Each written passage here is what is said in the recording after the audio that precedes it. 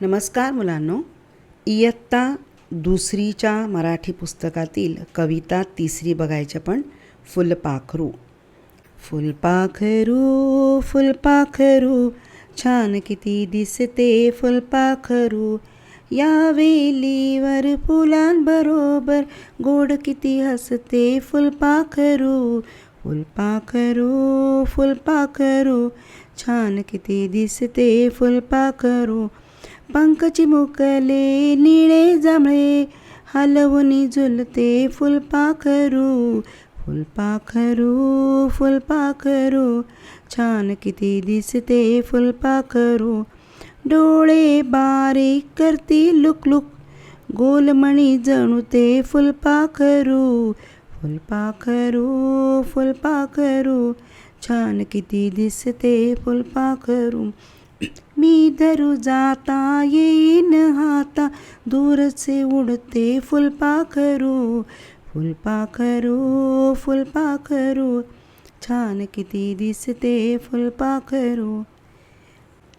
हा एक मुलगा आहे, बागेत आला आहे आणि बागेमध्ये छान फुलपाखरू त्याला दिसलेले आहेत. आणि ही फुलपाखरू एके ठिकाणी बसतात का? नाही.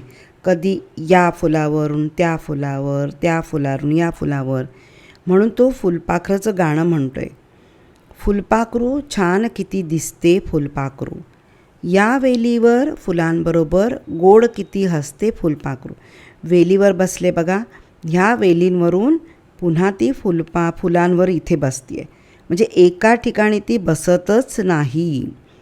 आणि काय करते? वेलींवर बसून वेलीवर जी फुलं आहेत त्या फुलांबरोबर ती हसते आहे.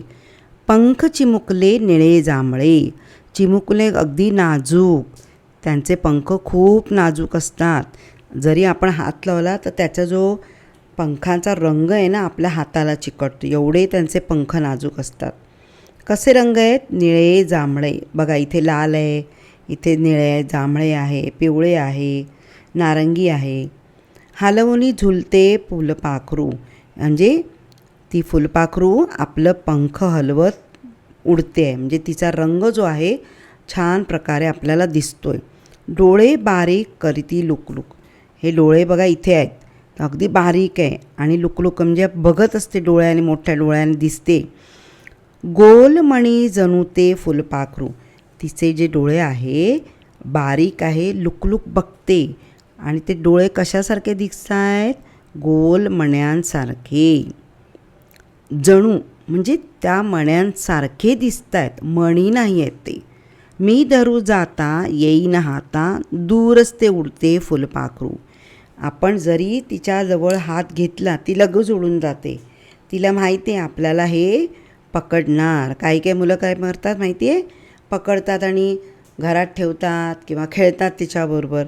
पण तो नाजूक जीव असतो, त्यांना असून धरून ठेवायचं नाही, त्यांना अगदी आनंदाने उडायला द्यायचं.